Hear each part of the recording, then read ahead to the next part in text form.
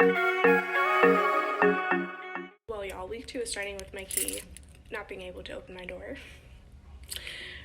So let's try this new one I just got from the office. Oh, success. So it is week 2 at my new school, and I found out that this classroom is going to be my classroom. Yay! So I'm so excited about that. So I'm going to slowly but surely start to bring my stuff in from home because it's from like floor to ceiling in my garage. So hopefully little by little, like every day that I'm working summer school, I could kind of just bring in a load. And they have this fabulous wagon cart here, which I feel like I need one in my life now because what I felt like was going to be like 6 different loads of like walking in and out was now one. So yay. Okay, so week 2 started with a key issue. For no reason, the key just like wasn't working in the door. It worked last week, but didn't work this week. So they hooked me up with a new one this morning, and it was fine. I was really hoping that didn't set the precedent for the rest of the day, and it didn't. So just goes to show when you're positive will come most of the time. And it did today, so we're running with that. But this is week 2 of our summer camp, and this week we are rolling with a theme of ocean.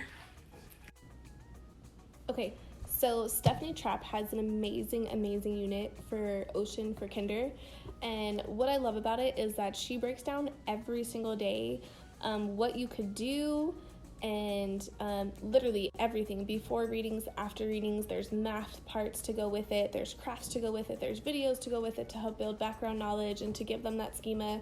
So I like it because it's kind of like a one-stop shop for teachers. The only thing that it didn't have was like centers, but that's where like my DD Will stuff is like perfect to help with that stuff. So this is what our week is going to look like. Day 1, we're going to do what is the ocean. So you can see how she does like before the reading, after the reading. There's a whole layout of all the videos. And one of the things that I liked the most about this is that I feel like one of the things that is the hardest to find with kinder is just something that like enhances those DOK levels. And you're probably thinking like, what? Like that doesn't even make sense. Like we could just push them to first grade standards and stuff like that. But it's so hard to find stuff like that's already done for you and questions already done for you that you can ask them without like you having to come up with those questions on your own. And sometimes we can deepen their knowledge without pushing them to the first grade standard of it. And just kind of have them look at it in a different way, have them analyze it in a deeper way. So the one thing I like about this week is that it's not as simple as what is the ocean. We're doing what is the ocean on day 1 just to cover it, build that background knowledge. Tomorrow we'll be talking about how deep the ocean is. Day 3 we're going to talk about coral reefs. Day 4 we're going to talk about how fish breathe under the ocean, and on day 5, Friday, we'll talk about how we protect the ocean. So ocean is such a broad thing, but we're going so deep into it in just a matter of 5 days. So one of the things that's been craziest to me already, like changing schools, I knew the demographics would be a little different, and I was very curious as to like parent participation, student involvement, how students like how quickly they learn and those type of things, and like what a difference I could tell already. Like I sent something home and I literally got everyone's back the next day except one, which usually at my prior school it was kind of like a struggle to get things back, and not from all of them but the majority. So that was like crazy. And 2, it just shows how depending what side of town you are and the demographics, these kids have all different experiences. Where at my old school, we had to really dig deep into the background knowledge and building that knowledge because a lot of the kids didn't have that schema and prior knowledge. We're here, let me show you this. Despite it being summer, I'm still doing anchor charts. So I had asked them, have you ever been to the ocean? Because I was kind of just curious. So yes and no, simple. They were given a little fish, and you could see 12-1, only one student had not been to the ocean. So you might be asking yourself, why is it a big deal that so many of them have this prior knowledge versus being somewhere where they don't have that prior knowledge? And the whole thing with it is if my kids didn't have that prior knowledge, we would have to spend more time on just building the knowledge of what an ocean is in the first place, like what you would see, what you would hear, what you could feel, what you would be able to touch, what you would and would not taste. So all of those things would go into building that knowledge and giving them a concept of even what an ocean is in the first place. But because my students already know what an ocean is and they've all been there, except for one, today we were able to get her on board so easily because all of our friends were able to contribute to the discussion about it. And then now we can go further into all these different concepts of how deep it is, what coral reef is, and the different parts of the ocean. So I'm so excited for this week. And here's a look at what we did today. Okay, so we started our ocean talk today with our anchor chart. Just have you been to the ocean? We followed it up with a story of what's under the ocean. And then from there, we had also watched a little video clip that kind of added to our knowledge, and it was called Let's Learn the Ocean Zones. So we kind of were able to already dig deep into those ocean zones. And tomorrow we're going to have a craft that goes with it. It's kind of like a craft and a science thing kind of mixed together. So I'm excited to show you that. I've been saving water bottles for it. So that gives you a little hint as to what's coming. And then this afternoon, something different for this week, and I wasn't sure how it was going to go, but it actually went well. And our morning is pretty much like our academics, and what they're doing in the afternoon is like different clubs, and it's more like on the fun side. So for all of our clubs, we took all the kinder and first kiddos and we split them up. Kinder is staying within kinder and first is staying in first, except for when they go to one of the specialists. So the specialists are kind of helping us out, and they're doing a club too, so it kind of reduces the sizes of our classrooms, which is really cool, and the amount of kids in the clubs. So this week, and every specialist is assigned to a different grade level each week, and then they kind of rotate so that this way by the end we'll get all of the different specialists and their clubs. So this week we had Mr. H, and he is awesome, and they had so much fun bowling with him today. So the kids got to go to bowling. They did centers with the other kinder teacher, and then with me, I did like a story and a craft. I love crafts. So since we're doing ocean in my class, we did the story of the shark that was afraid of everything, and I thought it was hilarious. And then we made the cutest little sharky craft to go with it. So this is another awesome pack, and it is Ocean by Stephanie Stewart, falling into first. So this was our Sharky. He was so cute. Some of our girls did not like the fact that he was like mean. So I showed them when we were making the craft how to lift the eyebrows so that he looked happy. But it gives you all the different pieces, and then it also even had a writing part afterwards. And we don't have like that much time for our group not do the writing part of it because I wanted to make sure I filled the time, but I am going to show you what some of them look like. So they came out so cute. I did let them have like free range. So some of them did them like realistic colors, and then others did their own thing. But I love them. They're adorable. But that wraps up day 1 of Ocean, and I will see you tomorrow. Welcome back to Ocean Week. Today is day 2 of our Ocean Week. So today I decided to slow it down just a little bit because I did want them to make sure they understood the difference between saltwater and freshwater. So today we are starting our day with a very cool experiment to help the kids learn about fresh and salt water and to help them get an understanding of density. So one of the things that I like the most about this experiment is that all the equipment that you need is very, very simple and probably all things that you already have in your house. Bonus! So all you need for this experiment is 2 eggs, something to stir your stuff with, some salt, 2 glasses, and water. So here is our little science experiment area. And Stephanie Trapp had this amazing little follow along, so they just brought it to the carpet with them with a whiteboard and a pencil so that they could be having something hard to write on while I did the experiment on this table, and we had our anchor chart up there. So we made a hypothesis. What do we think would happen to each egg? Water with no salt, and then salt water. So they made their hypothesis, and then afterwards we talked about what happened to each egg and why the egg acted differently. Okay, so I'm not sure why pouring salt is so satisfying, but it totally is. So there's our salt.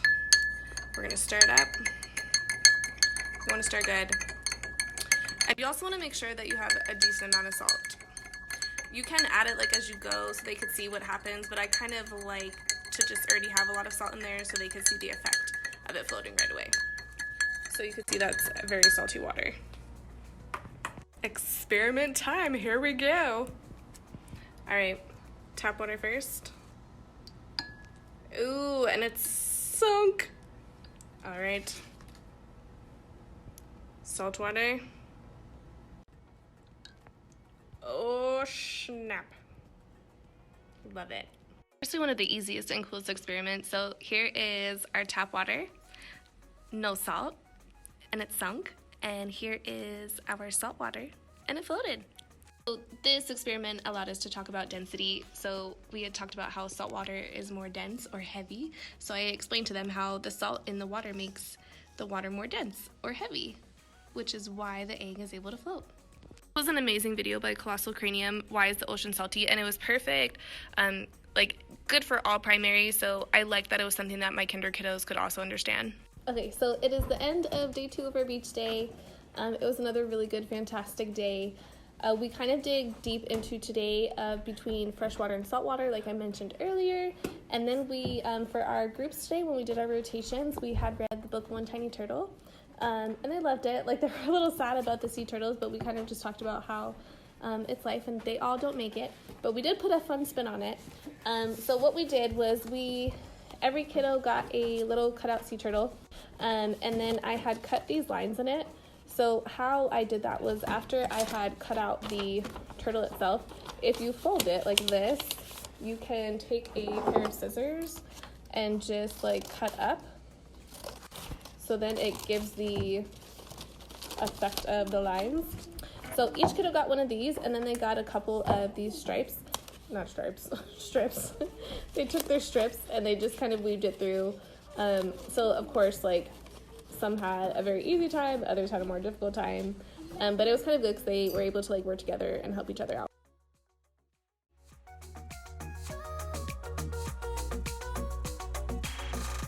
So they did a couple of those, and then we played a fun game with it. So I kind of brought them back to the whole thinking of how, like, after the turtles hatch, they have to like scurry to the sea and try to make it before any like seagulls or crabs get to them. So we played this game that I made up out of my head. I know there's like the sharks and minnows and things like that kind of relate to it that people play today, but I called it the Great Turtle Escape, and this is how it went. I'm going to use my own children to show you. Okay, so each of my kids that had made a turtle, they all used their turtle for the game. So what we would do was we would designate one side of the room. So this is going to be our beach area. This is where you eggs hatch. Okay. So here you just hatch from your egg. Okay. And then they would have to make it to the other side, which would be the ocean, the sea. But they would have to wait for the cue of under the sea. And once I said under the sea, they're able to quickly walk, because we did it inside because Vegas is so hot. So if you're outside, of course they can run, but we were inside and I didn't want to run. So once I said under the sea, they were able to walk as fast as they could to the other side, except number 1, they had to wait to under the sea, and 2, the big bad seagull was going to try to eat them while they were trying to make it to the sea. So it went like this. Are we ready? Okay. Under the sea.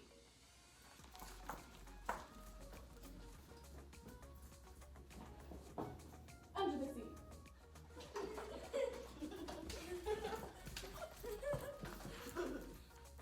Under the sea.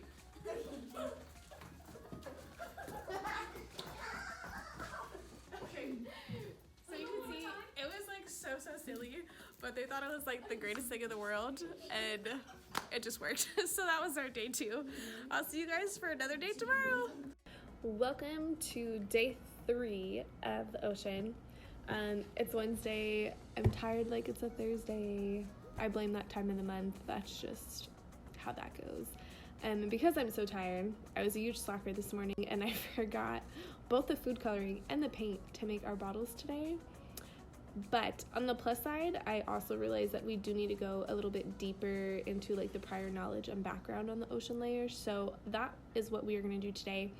Today we are going to like just overall talk about the different ocean layers.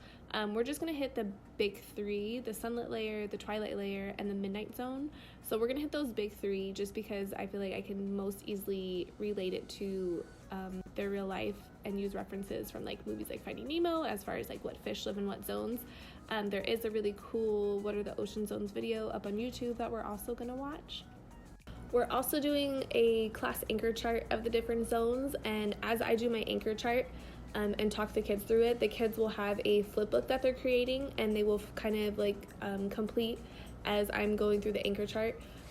So they're not exactly the same, but they kind of have the same material. So they'll be able to follow along while I'm creating the class anchor chart. And it'll be, I very much feel like you need to learn everything like by hearing it, seeing it, touching it. So I'm hoping that like these actions will be able to, and then we're gonna do like a fun like kind of cake and strategy teach it, where later on they like coach each other through what animals live in what layer. So I'll take you through all those later on today. Another very cool thing today is that my teacher bestie is coming to see our school for the first time today. So I'm so excited about that. I'm gonna have to like post some type of clip of us wandering the halls. Definitely. See you later on today. Okay, so this is now the end of day 3. I was so tired today. Starbucks would have definitely helped me get through today, but it's besides the point. Let's look at what we did today though. So this was our like group anchor chart that we did. So we talked about each layer and just how the lighter the layer, the closer to the sun and to the top of the surface. Then as we get deeper, it gets darker and darker. So I kind of did it along as the kids did theirs. And let's take a look at theirs. I had a mini version. They didn't have the exact anchor chart, but theirs was a flip book, which I thought was super, super cute. So I gave them this, and then I wanted to see just like motor skills and fine motor wise what they could do. And they actually had a really hard time with this, so I want to make sure I incorporate other stuff like this later on. But anyways, for each layer, as we went through it, they would color and cut the animal, the ocean animal, and then they would put it in each layer as we talked about each one. So then they were able to have this whole little flip book.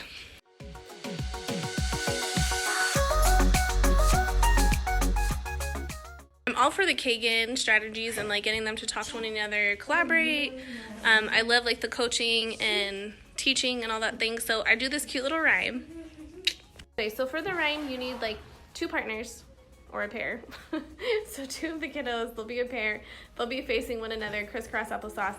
And then it goes something like this. And it's like an I do, then a you do. So I say elbow to elbow, knee to knee. Elbow to elbow, knee to knee. I teach you, and you teach me. And then we say it again. Elbow to elbow, knee to knee. I teach you, and you teach me. So then once they were in the groups, then we kind of, I would ask them certain questions. So I'd be like, partner A, ask your partner, what's the sunlit layer? Or what are the 3 layers? Or who lives in the midnight zone? So I would pose a question to one of the friends and they would ask their partner, and then partner B would sit there then and give them the answer back. So that is called coaching. I just call it coaching, or like teach me. If you have a great name, go ahead and drop it in the comments because I would love it. But it's just like a fun way to kind of just see what they took from it. I love walking around. And then afterwards, a lot of the times I'll have them freeze after we do that question. And I'll be like, I love what I heard by so-and-so and so-and-so. And can you guys stand up? And then I'll have them, like, partner A will restate the question again for the class, and then partner B will again give us their answer. Or sometimes like I'll flip it around and be like, okay, partner A, can you tell us what your friend said? And then they would give us the answer just to see how well they were listening and what they took from it. Okay, so then for my groups today in the afternoon or rotations, I actually didn't do a craft in a book today. I instead did some like ocean rotations, and it all was involving math. So they were like fun games, but they were still learning. So one of them we did these tangram shapes. I'm going to show you all of these. So there's like lobsters, we had whales, there's dolphins, seahorses, and they're all upside down almost, I'm sorry, crabs, octopus, and then they just use the tangram shapes for it.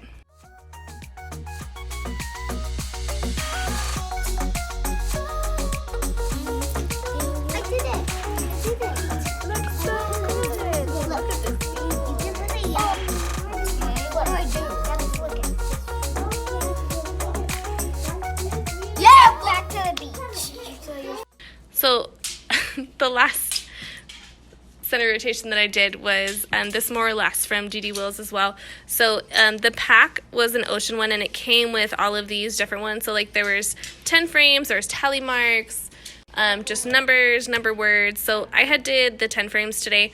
And all that would happen was I would split the deck between the two partners. And then I would say 1, 2, 3, flip it. So both partners would flip their card. And then what we would do was we would see who had more. And we would see who had less. And then they would use a pencil and a paper clip to spin. And it would just go around. And then let's say it landed on more. So whoever was with the more, they won the game. So super fun. They won that round. We would give them like a tally mark on a whiteboard, or you could just kind of keep going however you think your class can handle winning and losing. 1, 2, 3, flip. All right, who has more? Who has less? Put it on the chart. Another more. I had 2 more than you. Got more and less. Good job. I don't think I want to play this. I got less. So I got a point. 3. 2 against less. There we go. My turn. That completes day number 3 Ocean Day. I'm sorry, my son was like making me laugh. He always I do like the countdown, like the 3, 2, 1 before I start recording. So he'll always say something funny like right before 1 just to make me laugh. And he does every time. The stinker that he is. He's getting a haircut tomorrow and it's like so needed. But okay, day 3 of Ocean is in the books. I will see you guys tomorrow. Okay, welcome back. Today is day 4 of our oceans. We're going to continue talking about our ocean zones. So we've been focusing on the 3 main ocean zones. So we've had the sunlight or sunlit zone, we had the twilight zone, and then the midnight zone.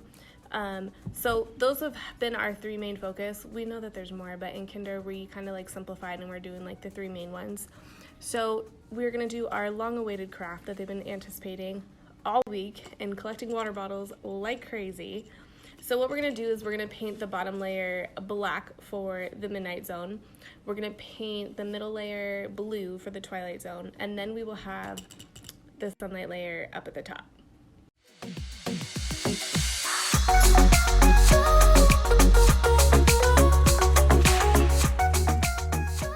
Okay, so midday update. We started the painting of our water bottles for our zones. So you could see at the bottom we have our midnight zone, and then our twilight zone, and then at the top we have our sunlight zone. So they did a fabulous job. You never know how painting's gonna go, whether you know the group or don't know the group, but they followed the directions so well, so we made it through the painting. Our ocean zones went really, really good. We just painted the rim black. And then for our twilight zone, we just painted it blue. And then at the top, we didn't paint anything at all. So all you see there is the water with the food coloring. So one thing that I will suggest to you, just because for my food coloring, I the day was so busy, I'm at a total loss of words right now. So my food coloring, it is so dark when I put it in the water. And I'll show you what I mean by that. So when I filled up their cups with water. Thank goodness I only did one before I realized it. But after I filled them up and I put the food coloring in, I literally just did 1 drop only. It was only 1 drop. Oops. As I'm using the food coloring lid to close the bottle. But you can see it made it so blue to where I was afraid that then when we painted it, we wouldn't be able to see. So what I did was then I took this food coloring water and I would put it in a tiny, tiny, tiny bit in one of their bottles, and then I would fill that with more water so that this way it would kind of dilute it almost. And that worked really, really well. So when you're using the blue food coloring, if yours is super dark like mine, that is a way that you could dilute it and it will make it easier for you. And then at the top, we just had the label Ocean Zones.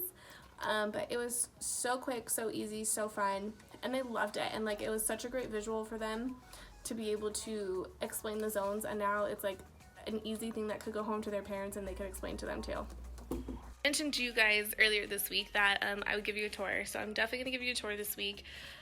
Also, I did find out that that's my room permanently for next school year. So there's a couple of things that now that I know it's going to be my room, arrangement wise, I'm trying to put together in my head what that'll look like. And the teacher that was in here had left a bunch of stuff that was just belonging to the classroom, which is great for someone that doesn't have a lot of stuff, but I have a lot of stuff. So I'm going to try to figure out and like collaborate with the other kinder teachers just to see who needs what, who could use stuff, because I really like don't want to keep things that I don't need. I'm trying to learn to be less of a hoarder, believe it or not, which is so hard when you teach kinder or you're a teacher, period. Okay, so check this out. I'm going to show you this wardrobe here. So if we open the wardrobe, do you see this? Okay, I could be like such a hot mess, but I know where all my things are when I'm a hot mess, and I do like my bins. I do like to be organized. I'm trying to be like really better at that, like both at home and at school, in life in general. So this is going to kind of be like my project this week and next week to kind of get this organized, because I really don't want to bring too much more of my own stuff until I get this organized, because then I need to figure out what I'm going to put in it and what I'm going to do, because I do also get to share a storage closet with one of the kinder teachers, and then I do have like some storage space too, like just in the cabinets and stuff that I'm bringing and that I have, so I kind of just need to figure out where everything's going to go. Okay, so besides the wardrobe hoopla, so I'm going to call it a hoopla, I just don't even know. Besides the wardrobe hoopla, I also over here there's like boxes. These are my tables that I brought in, but I have like boxes of Envision books. So what I need to do is go through, those are the old ones I found out today. So they were the ones that we thought we were going to have to use for this year, but they're actually the old ones. So I'm going to go through and give each kid that's in here a copy that they could take home, because these are kids like going into first grade, so they'll be able to kind of use it for just extra practice, and it's like super easy peasy stuff, but it'll just be good for something for them to do when they get bored. And they do have parents that like will sit there with them and do it. So I am going to hand out those, and then we're going to just recycle the rest. During the rotations, one of the classes that I get, they just don't have the most well-behaved kids. Just a lot of behaviors and a lot of redirection. So I've just kind of seen with certain activities that they just like can't handle it, no matter what type of structure or classroom management you try to put in place. They're just not used to it. So they're getting better, and they're like adapting the longer that they've been in here. So the project that I was going to do today for our rotations in the afternoon, I don't think it's going to be a good idea to do with them today. So I'm like midday changing what I'm going to do. So we're going to do like a rainbow fish reading, which who doesn't love rainbow fish? And they'll actually get to do with watercolors. So even though you're like, oh my god, that's so scary, you're doing paint anyway, it's like a different type of paint and not as scary as the other thing that I had planned, but still fun for them.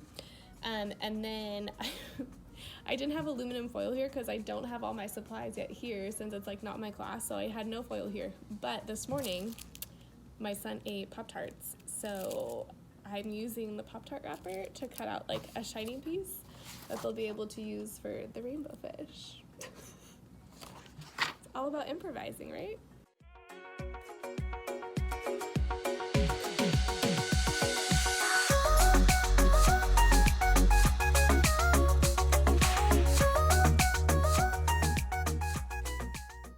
So then what I did in my rotations today, I mentioned to you before, was the rainbow fish.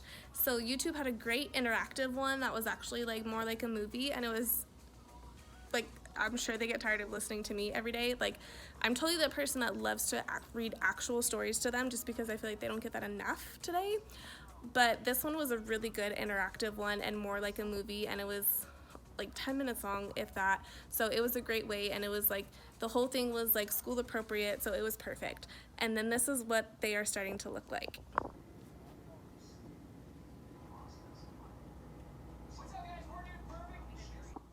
They are gorgeous, right? So some of them will finish tomorrow. Some were taking their time so much, which I appreciate. So some finished today with that part, and then some will finish tomorrow, and then we're gonna cut them out. We're gonna add like an ocean scene and maybe some sand at the bottom. So I'm super excited for tomorrow, because it also will be about coral reef. So we have some very fun things planned for the coral reef tomorrow. I can't wait to see you tomorrow for day 5 of ocean. So I wanted to make a quick backdrop for somewhere in our classroom. I'm not sure where yet I'm even gonna put it, but I just know I want a backdrop.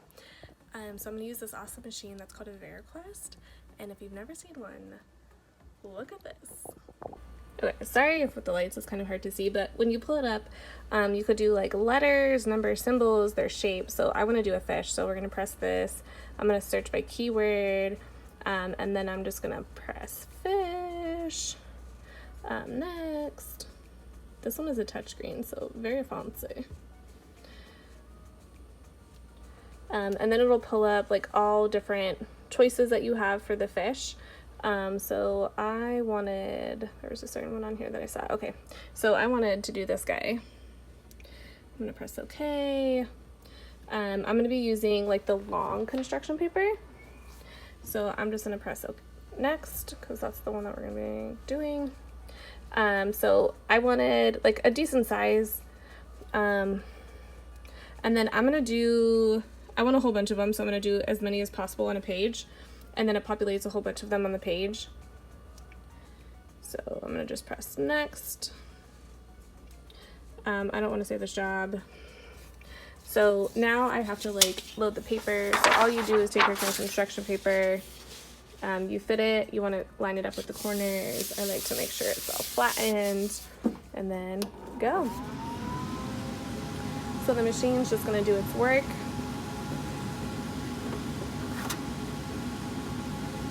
And then after it cuts it, you have the ability to like say that you want to redo it again. So then I'll do like another color too.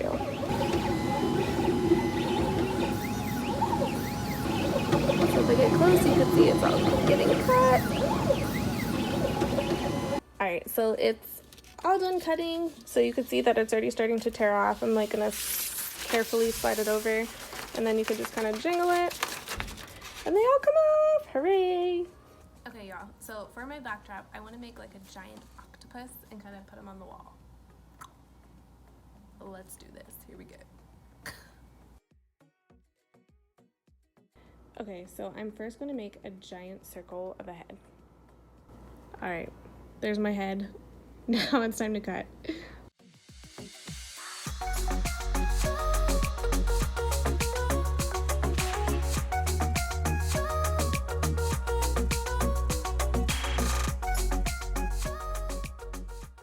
So for its legs, I'm literally just gonna make like giant squiggles, like from the top of the paper down.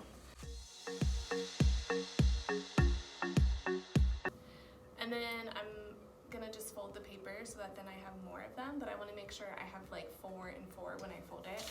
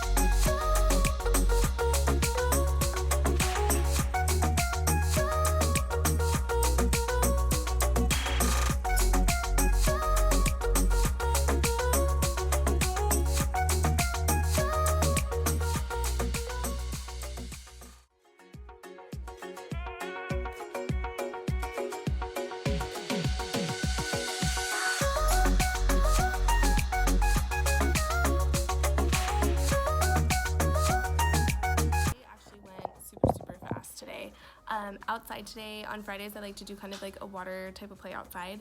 So this Friday, last week when we did beach, we had like buckets out and then some like water toys that they played with, and then today outside we brought like the kinetic sand out to where like they kind of had the sand vibe while we were talking about the ocean.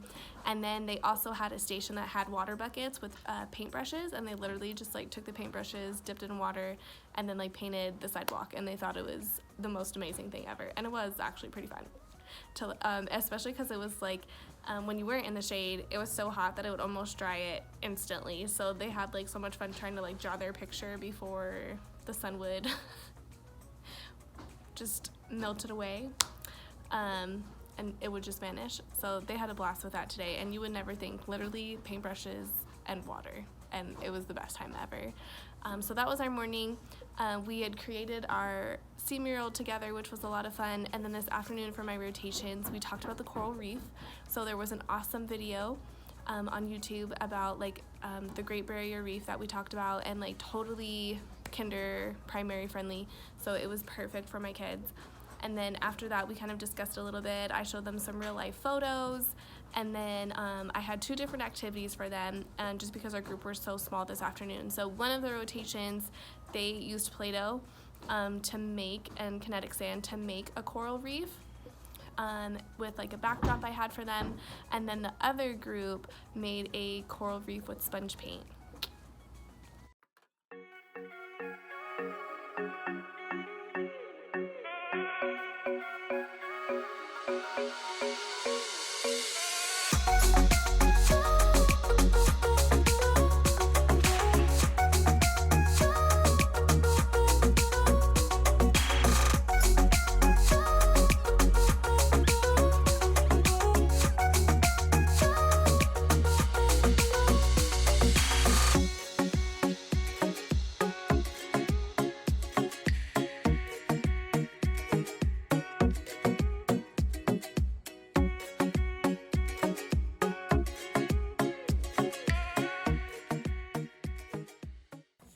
Sponges, all I did was take like a permanent marker, and I had bought these sponges literally at Albertsons for like $3. It came with a pack of a whole bunch of them, and it was these ones, purple ones and yellow ones. And the cool thing about these ones was that they already had these curves to it, and I really like this because it kind of already gave me an outline for all of the different coral that I made with them. And then I had it just set up at the center. I had a different type of coral that I cut out, or a different shaped coral, I should say. I had a different shaped coral in like each of the different paint things, and then they we just glued some sand at the bottom, and then they just sponge painted all the different coral, and like they had so much fun with it. So many of them were like, we've never painted with sponges before. So like, again, something so simple literally was like $3. Like I just threw out these ones just because just sanitary reasons. Like I'll buy new ones, like for the $3 isn't gonna make or break me at this point. But yes, like so simple, and literally just like sponges and like some paint that I found, and that was it. Like, but it was such a good day. We had so much fun. Thank you for joining me on our Ocean Week. Bye guys. So that wraps up our Ocean Week. We had so much fun. Our centers were a lot of fun, even if they were math-based. Our art was amazing. Like oceans is one of the best themes, I feel like, for crafts. And it has like the best stories ever. So we had so much fun with our Ocean Week this week. I hope you enjoyed our Ocean Week. If you have any other ideas that I could throw in there for next time, make sure you drop them below. But other than that, I'll see you next week. Bye guys.